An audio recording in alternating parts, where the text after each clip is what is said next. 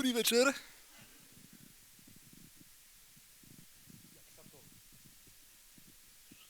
Dlhý sa tmári. Dobrý večer, Košice. Raz, dva, tri, počujeme sa. Ja som sem išiel, koľko to je? 400 km? 450? Len kvôli tomu, aby som sa vám pochválil s jednou vecou. Ja som nedávno zažil úžasnú vec. Ja som prvýkrát v živote uvidel živého, naozajstného Borisa Kollára. Bolo to vo večierke a Boris si kupoval vajíčka. Naozaj, pravdivý príbeh. A veľmi mu záležalo na tom, aby si kúpil biovajíčka od sliepočiek z voľného chovu. A teda, nech už si o Borisovi čokoľvek myslíte, je neuveriteľné, aké má ten človek úžasné pochopenie pre životné podmienky nosníc. Kde sa to bere v ňom, že? Čiže ja si myslím, že my sme si toho Borisa Kollára nemali sa mu smiať, ale my sme si ho mali viacej vážiť, už len preto, že to je otec v čoraz väčšej časti národa. Napríklad vážiť si ho tak, že tak ako sa dneska koná Viedoslavov Kubín, tak by sa mohla paralelne s tým na Borisovú počesť konať iná súťaž, nazvaná Kollárov konkubín. A teda ja mám obrovský rešpekt k pánu Kollárovi, veľmi si ho vážim, ale jednu vec mu zazlievam, a to je tých 9 detí. K dnešnému ránu teda bolo 9. A teda nejde o to, že ich má, samozrejme, nech ich má. Ja verím tomu, že Boris Kollár je dobrý otec, aj deťom číta rozprávky, však si aj kúpil celoštátne rádio, aby mohol naraz všetkým.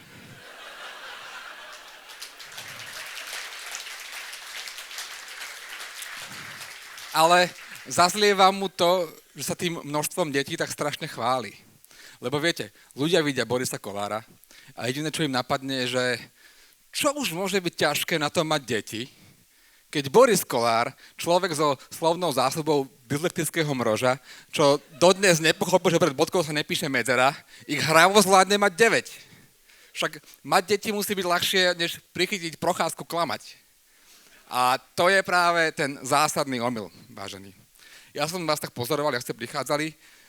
Je očividne zjavné, že väčšina z vás deti ešte nemá. Toto ja už poznám na prvý pohľad. Viete podľa čoho? Podľa toho, že ste tu.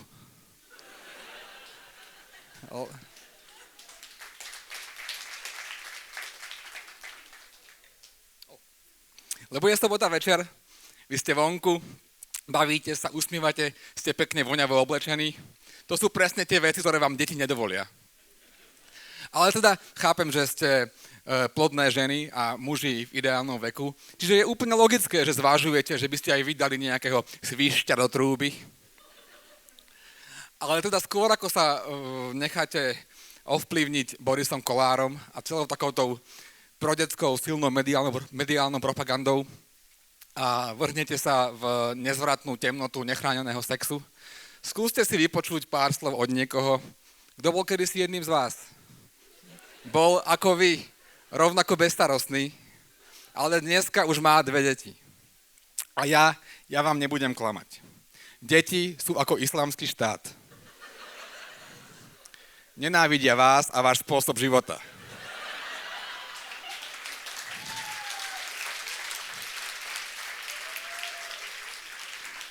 Dovolím si to vysvetliť.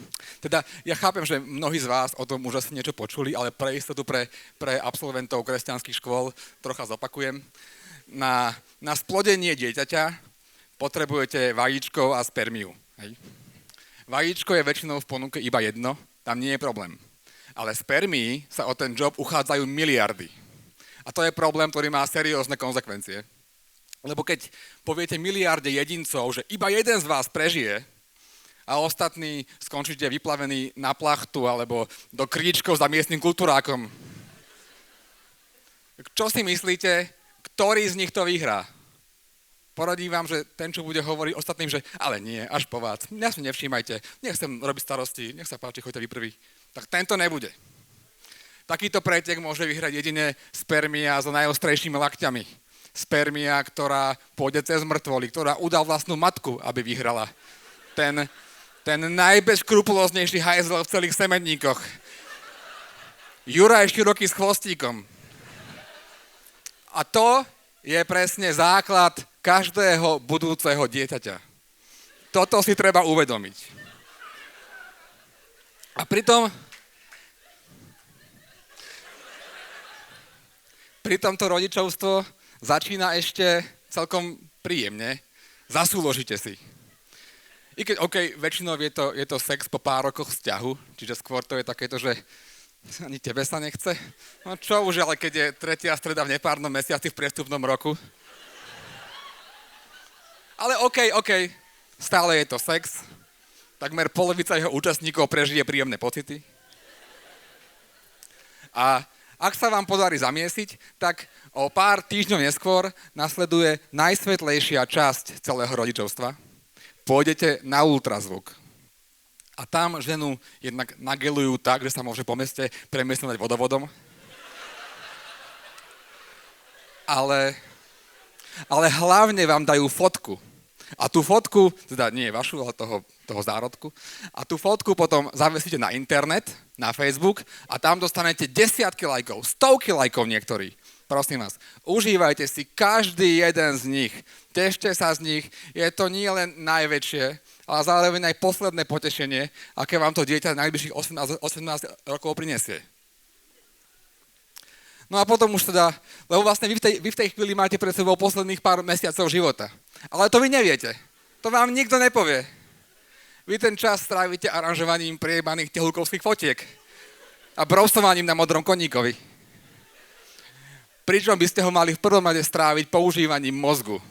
Pretože napriek tomu, čoho sa zvlášť muži obávajú na období 6. nedelia, orgánom, pre ktorý po pôrode fakt veľmi dlho nebudete mať využitie, je práve mozog. A teda tých posledných pár mesiacov života vám nejako ubehne a zrazu je to pôrod. Ja som bol pri 2, nebudem vám to dopodrobne opisovať, však všetci ste asi videli Votrelca. Toto je v princípe to isté, až na to, že na konci dieťa neujde do ventilačnej šachty.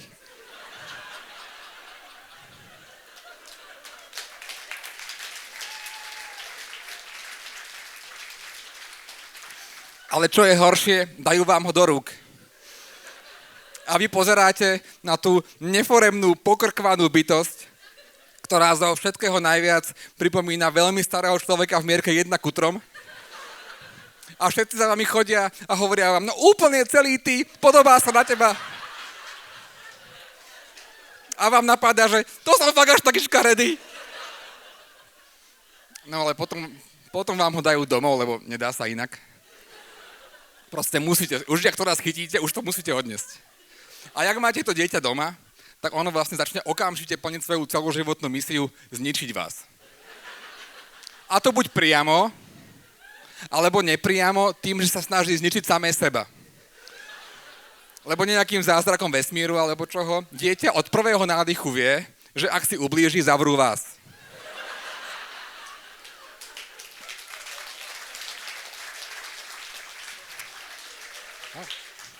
Čiže prvý rok po pôrode čisté Guantanamo, neustále ponižovanie ľudskej dôstojnosti, non-stop nervy drásajúci rev, odopieranie spánku. V momente, ak sa vám podarí zaspať, sníva sa vám o tom, že vás nechali spať dlhšie.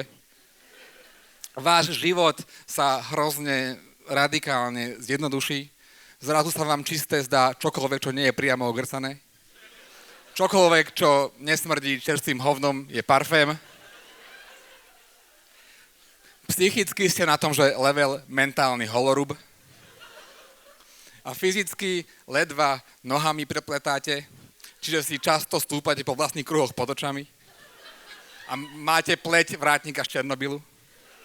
A tento úpadok postupuje celé mesiace a mesiace, až sa zrazu jedného dňa nechtiac uvidíte v zrkadle. A jediné, čo vám napadne, že invázia zombie! Chcete varovať manželku, ale keď ju uvidíte, v akom je stave, tak vám dôjde, to ty si ma pohrízla, ty sviňa! A do toho dieťa na zemi spokojne dojedá balenie Nivei.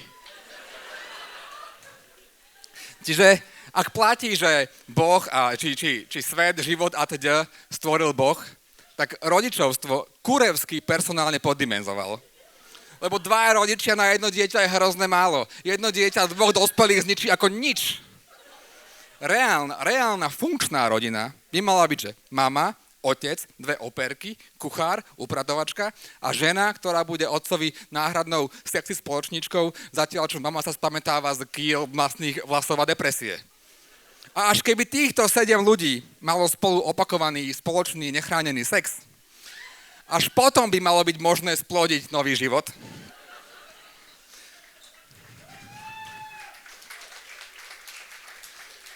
Chápem, že logo Aliancie za rodinu by tým pánom bolo treba trocha do šírky rozsiahnuť.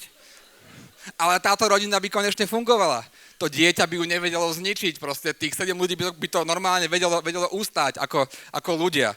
Čiže v momente, keď to Boh nastavil, že 1:2, tak dúmal, že 2, 3, 5, 6, 2, tak keď si dal, že 1:2, tak buď urobil chybu, alebo je to ďalší z rafinovaných Božích trestov. Ale teda samozrejme život nejako plynie, čiže väčšina z ľudí aj ten prvý rok rodičovstva prežije, ale to si nemyslíte, že už máte vyhraté. Dieťa je trpezlivé. Dieťa sa nikam neponáhla. Dieťa vie, že na vaše zničenie má celý život času. Ono si akurát potichu, ono si akurát osvojuje nové taktiky. K dovtedajšiemu primárne fyzickému týraniu pridáva prvky psychického nátlaku. Obyčajné dovtedajšie plakanie zrazu rozšíri o mrčanie, pišťanie, zavíjanie, kvílenie. Dokáže vám rozmlátiť hlavu tým, že sa teší.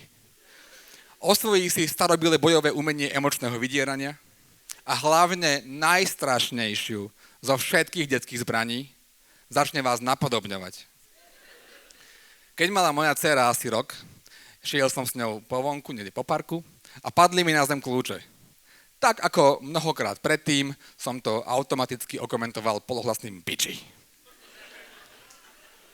Dlho sa nič nedialo, ale asi po týždni tomu decku dorástli nejaké synapsie a zrazu začala vystrkovať ruku z kočíka na veci ležiace na zemi a hovoriť piči. Kamienok, piči, žuvačka, piči, steblo trávy na chodníku, piči. Mesiac jej to vydržalo, mesiac. Za mesiac stretnete, vám garantujem, hrozne veľa ľudí v prítomnosti hrozného množstva vecí na zemi. Od momentu, ako vás začne dieťa napodobňovať, váš život ako slobodného človeka definitívne skončil.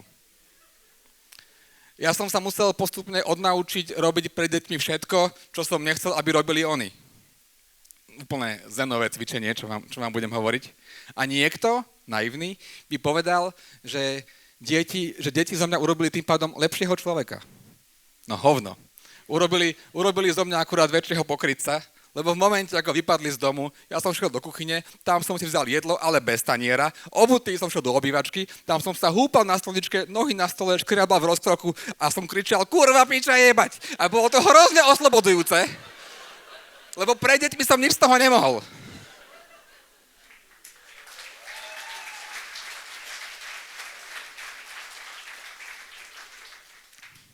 Ľudia sa v princípe boja mať deti, a to je dobré.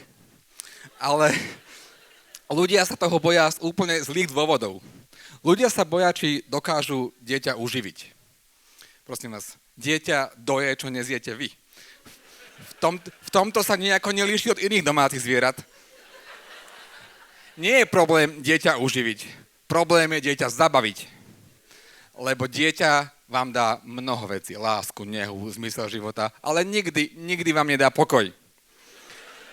Dieťa za vami príde do postele v nedeľu ráno o 5:30 a bude vás ťahať za nos, kým vás nezobudí. A keď sa zobudíte, tak sa opýta, tatinko, dneska môžeme spať dlhšie, že?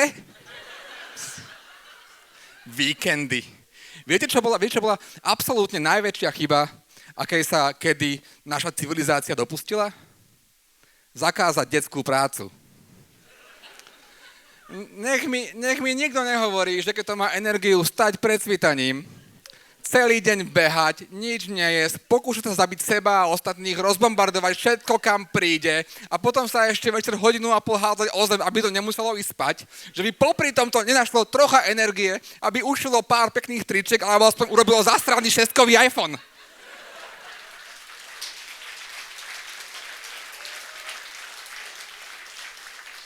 Detská práca mohla byť spásou rodičovstva. Ale my sme si to proste odopreli. Šťastní rodičia v Bangladeši Ich deti si vážia víkend.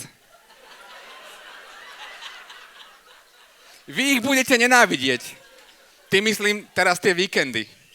A zopakujem to ešte raz, lebo to je závažná informácia.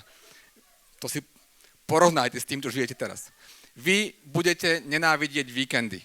Vy sa budete v piatok večer tešiť, ako si v pondelok ráno pôjdete do práce konečne oddychnúť a načerpať trocha energie. To je to, čo z vás spravia deti. To je cena za vašu malichernú túžbu vidieť svoje gény replikované v inej bytosti. A ešte aj s tými génmi, čo akože je hlavná motivácia, pre ktorú máme deti. Vy si možno, že myslíte, že vy ste dobrí ľudia a vaše gény budú prínosom pre budúce generácie. To si inak myslí aj Boris Kolár, očividne. Ale čo ľudia ako ja? Mám k tomu jednu ilustratívnu príhodu. Keď bola tá moja dcera ešte úplne malá, ešte nevedela ani chodiť, ani hovoriť, ani nič, tak som s ňou bol v parku, tlačím mu v tom sedacom kočíku. A tam sme uvideli malého černoška aj s rodičmi, tak sme proste išli okolo nich. A čo myslíte, čo spravilo to moje dieťa, keď sme boli meter od nich? A to ešte nemala odo mňa. Ja som v tomto smere to dieťa ešte nevzdelával.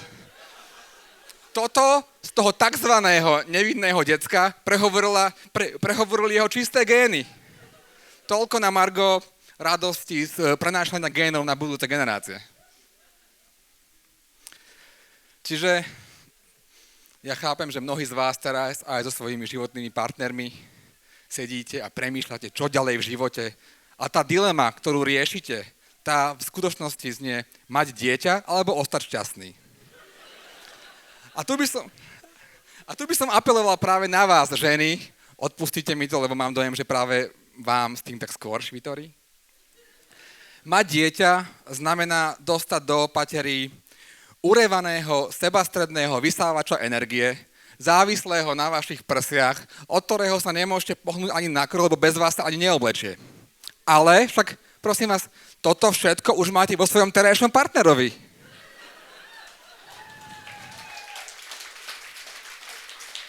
Naozaj potrebujete mať do konca života na krku ešte jedného chlapa. Ďakujem pekne, vidíme sa neskôr.